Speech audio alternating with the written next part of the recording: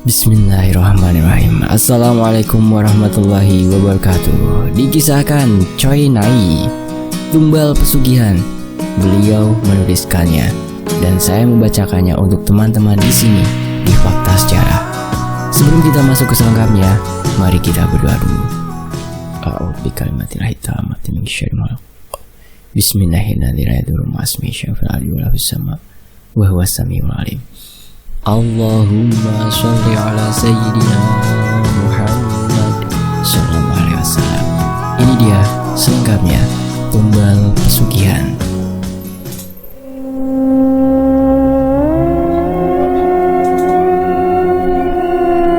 Hari ini aku terpaksa meninggalkan kampung halaman, meninggalkan ibu dan kedua adikku. Jojo masih sekolah SMP kelas 2 dan Ijal SD kelas 4. Sebelum berangkat, aku berpamitan pada ibu dan kedua adikku. Jo, Jal, kalian jaga ibu ya. Kalian saling menjaga selama abang enggak berada di antara kalian. Nah, sebenarnya ibu cemas kamu kerja di sana. Tapi kamu hati-hati aja ya. Setiap menjelang tidur, kamu jangan lupa selalu membaca Al-Fatihah, Al-Ikhlas, Al-Falaq, An-Nas, juga ayat kursi, serta Al-Mulk harus kamu lakukan tiap hari, terutama malam Jumat, malam kelahiranmu. Ibu memberikan amanah dan wejangan agar aku berhati-hati dan selalu menjalankan sholat serta membaca Quran. Entah kenapa ibu terlihat begitu cemas. Mungkin karena baru pertama kalinya aku akan jauh dari dirinya. Aku akan berangkat ke kota, diajak pamanku untuk menjaga toko kelontongnya. Kebetulan paman hidup dalam kecukupan. Beliau memiliki beberapa toko kelontong, dan aku yang baru saja lulus SMA akan mencoba bekerja di tempatnya. Selama belum mendapatkan pekerjaan yang lebih layak, ayahku sudah lama meninggal saat Ijal usianya setahun. Kami hidup dari peninggalan ayah sepetak sawah yang digarap oleh ibu, dan kadang aku membantunya. Sekarang Jojo sudah bisa membantu ibu, jadi aku bisa melepas mereka untuk mencari tambahan di kota. Akhirnya aku sampai ke tempat toko kelontong paman yang cukup besar. Berbagai macam perabot rumah sampai perabot dapur. Di sebelah toko kelontong ada sebuah warteg yang katanya masih milik paman, tapi dikelola oleh orang lain. Paman dulu memiliki 2 orang anak, malah anak pertama sepantaran aku, Rio namanya. Dia sekarang kuliah karena paman mampu menyekolahkannya. Dan adiknya Rio, Rizka, dia menderita sakit yang aneh. Karena itu dia ditempatkan di ruang khusus, tak seorang pun bisa melihatnya. Lalu istri paman bernama Bibi Nilam. Karyawan toko kelontong hanya 2, Agung dan aku. Agung adalah pemuda tunawicara. Dia memiliki lidah pendek. Sebelum aku datang dulu, Agung kerja bersama Rahmat, yang katanya mengundurkan diri karena mendapat kerjaan baru. Tapi baru kerja sebulan di tempatnya, Rahmat kecelakaan dan akhirnya meninggal. Agung orangnya ramah. Dia juga anak rantau dari Bandung. Dia tidur di mes bersama karyawan toko lainnya. Sedangkan aku tidur di rumah paman yang kebetulan berada di belakang toko kelontong tempatku kerja. Aku ditempatkan sekamar dengan Rio, kamar paling depan, dekat garasi mobil. Sedangkan kamar paman sendiri ada di dekat ruang makan antara dapur, dan ruangan khusus Rizka berada bersebelahan dengan kamar paman. Gung, kamu sudah berapa lama kerja di toko ini? Tanyaku pada Agung. Agung menjawab dengan mengangkat kelima jarinya dan berucap 5 tahun. Walau tidak jelas, terlihat raut wajah yang seperti menyimpan sesuatu. Entah seperti ketakutan, kecemasan, atau entahlah, susah diartikan. Sudah berapa kali teman yang menemanimu di sini? Tanyaku lagi penuh keingintahuan. Agung tak menjawab. Dia malah bangun dan menyibukkan diri dengan mengumpulkan kardus-kardus kosong, menatanya, dan menaruhnya di belakang toko. Sungguh aneh si Agung ini. Singkat cerita, sebulan sudah aku kerja di toko paman, dan aku pun sudah menerima gaji pertamaku. Cukup lumayan, bila dibandingkan upah buruh di sawah. Bisa membantu kebutuhan ibu dan adik-adik di desa. dan langsung aku kirim untuk mereka. Aku hanya menyisakan beberapa puluh ribu saja untuk keperluan membeli kebutuhanku. Sebab karyawan paman dapat makan di warteg sebelah. Si Rosi meninggal kecelakaan saat boncengan dengan suaminya. Suami selamat, Rosinya meninggal. Itulah percakapan yang kudengar di saat aku sedang makan di warteg milik paman. "Bu, Rosi siapa?" tanyaku di sela menyuapkan nasi ke mulutku. "Karyawan warteg sini. Dia resign 2 bulan yang lalu karena akan menikah. Dia bekerja sudah lama di warteg ini. Dia menikah sebulan yang lalu. Sekarang meninggal. Kasihan, masih pengantin baru," ucap si ibu, menjelaskan dengan wajah sedihnya, bahkan meneteskan air mata. Sungguh prihatin, dan aku tak banyak tanya lagi. Aku pikir sudah ajal dan takdirnya. Setelah selesai makan, aku kembali ke sebelah untuk bergantian dengan Agung yang mau makan. "Gung, sana makan, aku udah selesai," ucapku pada Agung. Dia hanya mengangguk dan cepat menyelesaikan kerjaan yang ada di tangannya. "Oh ya Gung, kamu kenal Rosi, karyawan warteg yang 2 bulan lalu resign? Kemarin katanya meninggal kecelakaan bersama suaminya," jelasku pada Agung. Seketika Agung terkejut dan menjatuhkan kardus yang sedang dia buka. Terlihat wajah kaget dan paniknya. Dia tak menjawab dan langsung pergi menuju warteg. Aneh, ada apa dengan dia? Kenapa dia seakan menyimpan sesuatu yang tak boleh orang lain tahu? Suatu saat nanti akan aku korek secara perlahan. Di sisi lain, malam ini hawa terasa panas. Rio sudah tertidur dengan nyenyak. Aku yang terbiasa tinggal di desa dengan cuaca yang sejuk karena desaku berada di lereng Merbabu. Kulihat jam menunjukkan pukul 10. Akhirnya aku keluar dari kamar dan menuju teras. Aku duduk di bangku plastik sambil mengipasi tubuhku dengan sobekan kardus yang memang banyak ada di dekat garasi. Pandanganku menatap langit yang sedikit gelap, sepertinya mendung. Pantas saja hawanya panas. Biasanya kalau mendung hawa akan sedikit ngelekep, tak ada angin. Tiba-tiba aku melihat perempuan berdiri di belakang warteg yang memang bersebelahan dengan toko kelontong. Jadi dari rumah paman sangat jelas. Perempuan itu posisinya berdiri menyamping, jadi aku tak bisa melihat jelas wajahnya. Dia memakai rok di bawah lutut, kaos berwarna putih, dan berambut dikuncir kuda. Lampu bohlam yang terpasang tak seberapa memberikan penerangan, membuatku susah melihat wajahnya. Siapa wanita itu? Apakah karyawan warteg? Kenapa aku baru melihatnya? Gumamku dalam batin. "Mas, tolong." Tiba-tiba perempuan itu meminta tolong sambil menatapku. Pandangannya tajam. Aku tertegun sebentar, lalu berdiri dengan maksud akan menghampirinya. Ketika aku melangkah beberapa langkah ke arahnya, tiba-tiba aku tak melihatnya lagi. Aku mencari, celingukan kemana perginya perempuan itu. Kenapa dia? Apa yang terjadi dengannya? Kenapa dia meminta tolong padaku? Aku tetap melanjutkan langkah sampai ke tempat perempuan itu berdiri. Kuperhatikan sekeliling tempat itu, namun perempuan itu raib seperti ditelan malam. Akhirnya aku kembali ke rumah paman, masih bertanya-tanya, siapa perempuan itu? Kenapa dia minta tolong padaku? Kenapa dia? Tenggorokanku merasa kering, mungkin karena faktor hawa yang panas dan gerah. Aku jadi haus. Lalu aku berjalan menuju dapur yang letaknya paling ujung dari semua ruangan. Aku harus melewati ruang tamu, ruang tengah, kamar paman dan kamar Rizka. Begitu aku melewati kamar Rizka, sayup-sayup aku mendengar Rizka menangis terisak seperti ketakutan. "Ampun, jangan." Kenapa Rizka? Ku dekatkan telinga ini ke daun pintu agar lebih jelas lagi. "Tap, kamu sedang apa?" Sebuah tepukan mengagetkanku. Ku tengok ternyata paman sudah berdiri di belakangku dengan tatapan tak suka. Maaf paman, saya dengar Rizka menangis. Saya pikir dia butuh sesuatu," jawabku dengan sedikit gemetar. Tak enak hati merasa dipergoki. Dia biasa begitu, namanya juga sakit. Pastinya menangis dan merintih. "Sudah, kamu kembali ke kamar. Udah malam, jangan suka kelayaban tengah malam, gak baik. Besok kamu harus kerja." Paman menyuruhku kembali ke kamar. Walau haus namun ku terpaksa kembali. Biarlah ku tahan haus ini sampai paman kembali ke kamarnya nanti.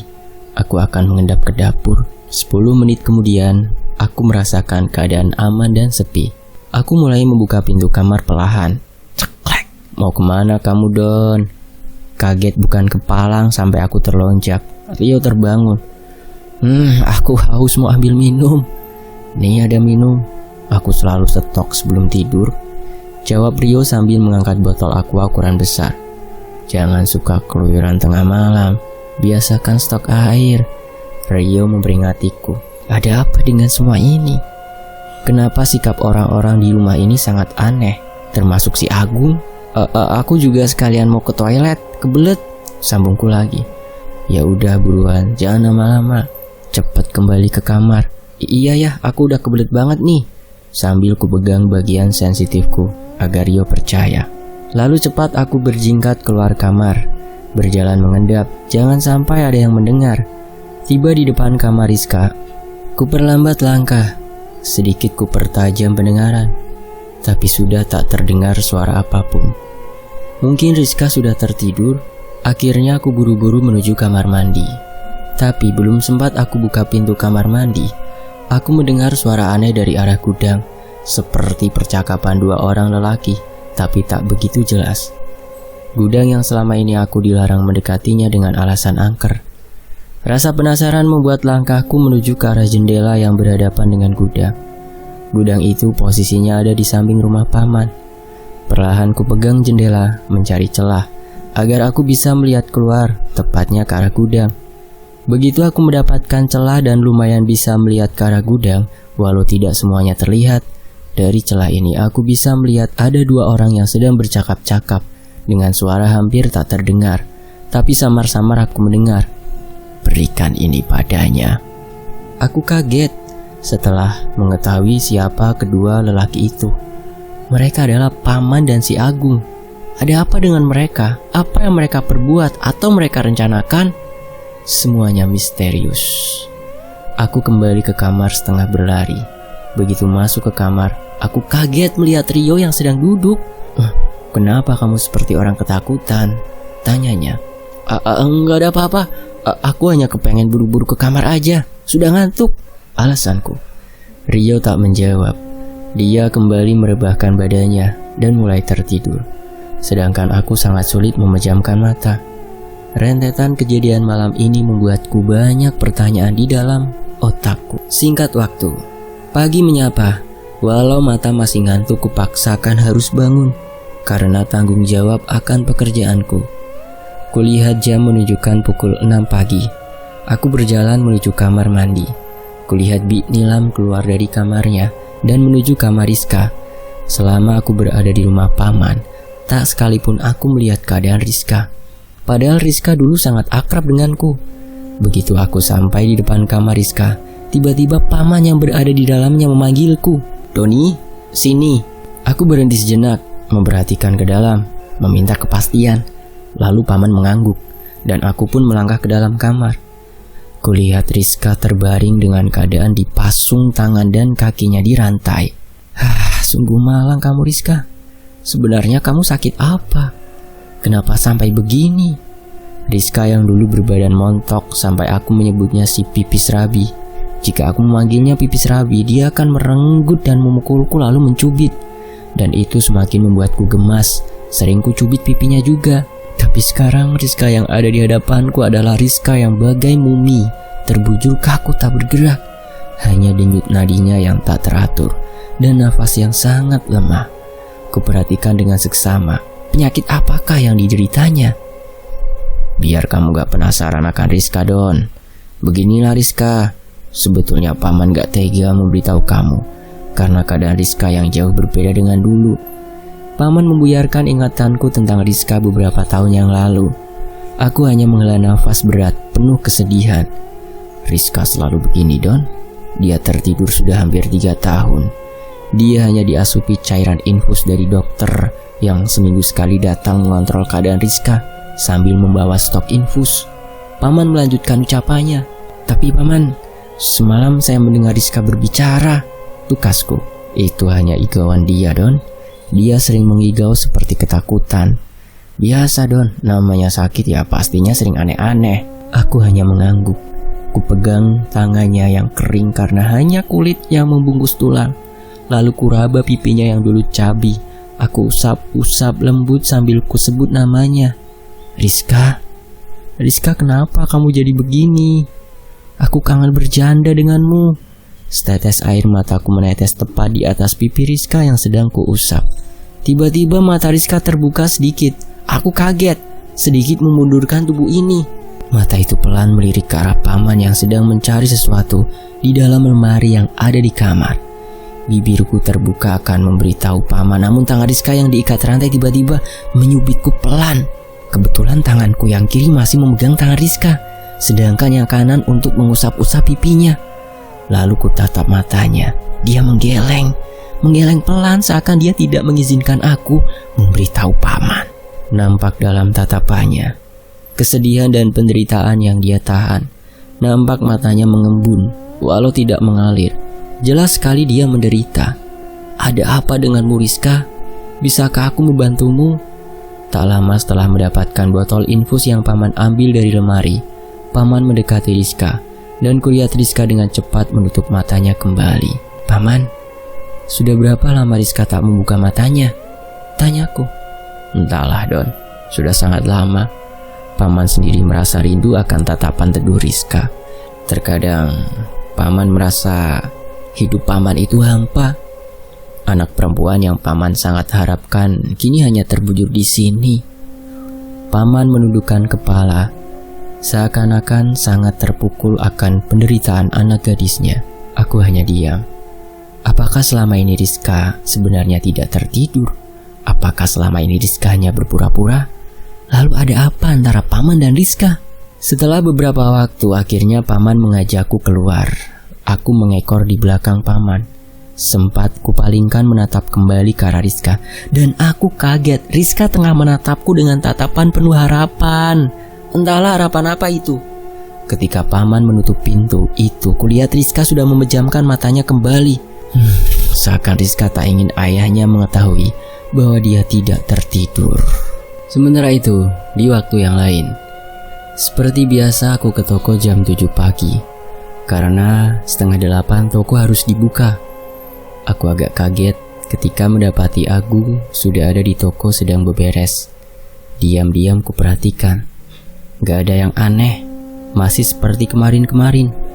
Lalu aku menyapanya dan gabung ikut beberes toko. Tiba-tiba aku merasakan keanehan pada etalase yang menyimpan beberapa tumpukan piring melamin berwarna. Seingatku, kemarin piring ini sebanyak 4 lusin diborong oleh seorang ibu ketua PKK di daerah situ. Katanya itu piring untuk perabot PKK. Tapi kenapa pagi ini tumpukan piring itu kembali utuh, seperti tidak ada yang membeli. Padahal sudah jelas etalase ini kemarin kosong. Dia merenung, aku mengingat-ingat. Astagfirullah. Setelah aku ingat-ingat, kemarin pun hal yang sama. Setiap ada yang membeli, esok harinya barang akan kembali seperti semula. Seakan tak ada yang membeli. Cuma bedanya kemarin yang membeli hanya 1-2, jadi tidak keciri. Nah, sekarang yang membeli piring lusinan, otomatis kan tempat atau etalasenya kan kosong. Tapi sekarang udah penuh lagi. Kutatap Agung yang ku tahu dari tadi memerhatikanku. Namun begitu aku menoleh ke arahnya, dia membuang muka, seakan tak mau aku bertanya padanya. Gung, kamu mengisi lagi piring ini? Kemarin kan udah ada yang ngeborong. Kapan paman belanja? Yang ku tahu kemarin paman seharian kurang sehat, jadi gak kemana-mana. Agung hanya menggeleng lalu pergi ke belakang mengantar kardus-kardus kosong. Tiba-tiba tanpa sepengetahuan Agung, dompet dia yang ditaruh di saku celana belakang terjatuh. Lalu ku ambil dan ku taruh di atas meja kasir. Dengan maksud kalau Agung sudah kembali dari belakang, akan ku berikan padanya. Namun tak sengaja dompet itu terbuka dan tampaklah di selipan paling depan sebuah foto perempuan. Penasaran aku perhatikan. Astagfirullah, perempuan ini kok mirip yang semalam minta tolong padaku. Semakin kuperhatikan, aku kaget ketika Agung merebut dompetnya tanpa kata. Maaf Gung, tadi dompetmu jatuh. Lalu aku ambil, mau aku berikan padamu. Tapi dompetmu malah kebuka, jadi kelihatan deh cewekmu.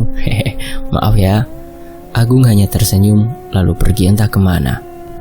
Pusing mendingan aku pesan kopi ke sebelah. Kepala pusing juga ngantuk, maklum semalam kurang tidur. Bu, kopi kapal terbang ya, teriakku. Sambil menunggu kopi selesai, aku iseng bertanya, Bu, ada karyawan baru ya? Maksudnya karyawan apa mas? Karyawan warteg sini lah bu. Oh, enggak ada tuh, kami sudah cukup orang. Semalam siapa ya? Sementara itu, aku mengabari orang rumah. Assalamualaikum bu, gimana keadaan ibu? Juga Jojo dan Ijal. Waalaikumsalam. Alhamdulillah kami semua sehat dan baik-baik aja. Gimana kamu sendiri Le? Alhamdulillah bu, aku sehat. Oh ya bu, aku mau sedikit cerita. Cerita masalah apa Le? Tentang paman dan keluarganya bu. Lalu aku menceritakan keadaan yang selama ini aku di rumah paman. Kejadian-kejadian aneh, juga tentang yang tengah malam aku melihat Agung dan paman.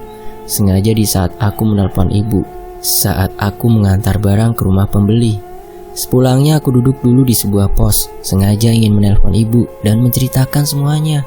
Kamu hati-hati oleh, jangan lupa selalu membaca surah-surah sebelum kamu tidur. Dan jangan kamu tinggalkan sholat, juga membaca Al-Quran. Insya Allah kamu akan dilindungi Gusti Allah Le. Nggih bu, aku alhamdulillah selalu menjalankan kewajiban aku sebagai umat Islam. Yowes ya bu, aku tak lanjut bekerja lagi. Assalamualaikum. Sesampainya di toko, tak lama ada seorang lelaki sekitar usia 60-an. Walau sudah usia seperti itu, tapi masih terlihat kekar dan gagah. Assalamualaikum, mas, ada jual tambang ukuran besar. Waalaikumsalam, ada Pak D. Sebentar ya, aku ambilkan macam-macam ukurannya. Nanti Pak D pilih mau yang mana. Lalu aku ambil macam-macam ukuran tambang dan menyerahkan pada si bapak. Mas, sudah lama ya kerja di sini? Belum Pak D, baru mau masuk 2 bulan. Maaf mas, pernah nemu yang aneh nggak selama kerja? Si bapak berkata dengan membisik. Maksudnya Pak D? Si bapak tak menjawab, hanya matanya menatap berkeliling menatap setiap pojok toko. Setelah memilih salah satu tambang yang cocok, dia membayar lalu pamitan. Makasih ya mas, hati-hati, selalu ingat pada Gusti Allah, karena umat muslim hanya meminta pertolongan pada Gusti Allah. Selain itu adalah syirik. Lalu beliau meninggalkan kertas dengan tertera sebuah nomor telepon. Tinggal aku yang kebingungan dengan kata-katanya. Apakah beliau mengetahui sesuatu? Lalu ini nomor telepon siapa? Walau bingung, aku akhirnya menyimpan nomor itu di dalam kontak teleponku dan kuberi nama Pak D. Seminggu telah berlalu dari rentetan kejadian aneh malam itu, dan sudah seminggu ini pula aku tak pernah mendengar suara Rizka lagi. Apakah dia beneran tertidur atau memang sudah tidak merasakan sakit? Entahlah. Sore ini Agung memberiku sebuah sarung yang katanya dari paman untuk digunakan sholat. Dia berbicara menggunakan bahasa tubuhnya. Walau begitu, aku sudah paham. Kenapa paman tak memberikannya langsung padaku? Kenapa malah melalui Agung? Sudahlah, tak perlu dipikirkan. Bisa jadi paman memberi Agung juga mungkin sekalian memberikan untukku. Malam ini adalah malam Jumat Kliwon, yang menurut mitos di desaku adalah malam yang sangat baik buat para pemuja setan, atau bahkan buat setan itu sendiri. Tapi aku sebetulnya tidak begitu percaya di zaman modern seperti ini. Apa karena aku belum pernah berinteraksi atau mengalami hal-hal mistis? Yang aku tahu hanya jika di malam Jumat harus membaca surah Al-Kahfi atau Yasin. Karena itulah ajaran dari leluhurku, dan kami sekeluarga masih menganutnya dan menjalankannya. Seperti malam ini, aku baru saja selesai membaca itu semua. Sengaja suara aku pelankan, karena dari awal aku di sini membaca dengan suara lantang. tapi ditegur paman waktu itu. "Doni, kalau baca Quran pelankan suara, karena akan mengganggu Rizka." Itulah makanya aku hanya menurut saja. Rio baru saja pulang pukul 21 malam, terlihat sangat lelah. Melepas jaket, lalu merebahkan diri. Malam semakin larut. Aku tak jua terpejam. Entahlah malam ini hawa begitu lain. Panas, tapi bukan panas gerah. Seperti panas yang entahlah sulit digambarkan. Hati dan perasaanku menjadi gelisah. Kulihat Rio pun tidur nampak tak tenang. Kupegang tangannya. Astagfirullah. Pantas saja dia tak tenang. Rupanya dia demam.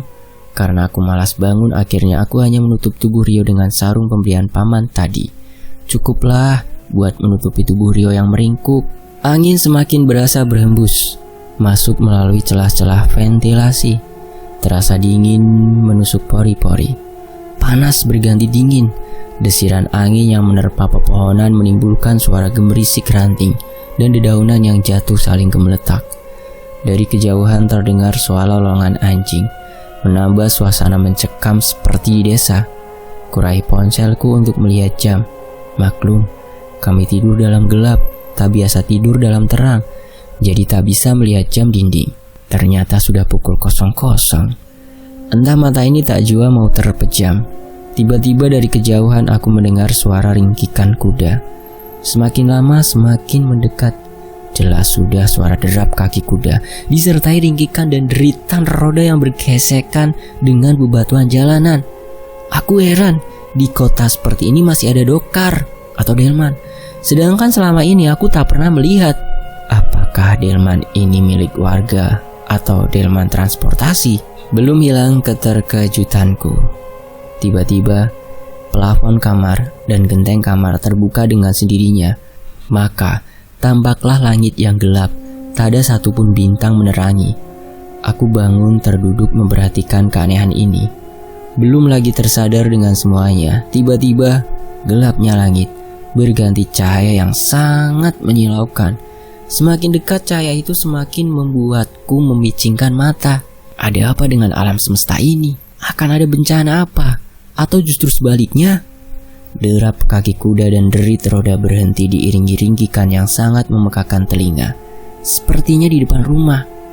Tiba-tiba dari atap yang terbuka, aku melihat dua orang lelaki berseragam kerajaan dengan postur tubuh besar dan berwajah menyeramkan. Mereka melangkah turun ke kamarku, seakan ada jalan dari langit menuju kamarku. Aku beringsut ke pojokan tempat tidur dengan tubuh menggigil. Semakin lama mereka akhirnya menjajakan kaki di kamarku, tepat di depan tempat tidur kami. Dalam ketakutan tak berkedip, aku memperhatikan gerak-gerik mereka. Apakah mereka dua malaikat pencabut nyawa? Nyawa siapa yang akan mereka bawa? Apakah aku atau Rio yang sedang demam? Mereka terus menatap ke arah tempat tidur yang dimana Rio sedang meringkuk dengan diselimuti sarung pemberian paman. Mereka tak satu pun melihat ke arahku. Apakah karena gelap, jadi aku tak terlihat oleh mereka? Ditambah aku yang mepet ke tembok di pojokan. Jika siang hari mungkin aku akan terlihat lucu seperti anak tikus kecebur mengerut di pojokan. Tiba-tiba salah satu dari mereka menggeram dan bersuara dengan sangat mengaung, seakan membelas pinya malam. Ini orangnya yang berselimut-selimut dari Kanjeng Ratu. Lalu salah satunya membangunkan Rio. Nampak Rio terbangun dan duduk seperti orang linglung.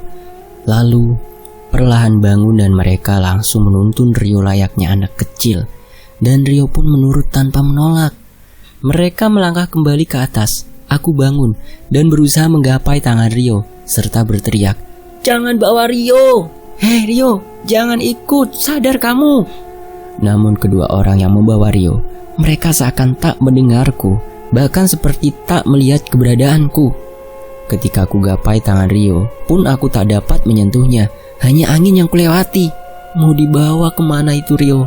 Belum hilang kecemasanku, tiba-tiba dari langit yang bercahaya, aku melihat sebuah dokar, terbuat dari emas berkilau kuning, sangat bagus dan menyilaukan.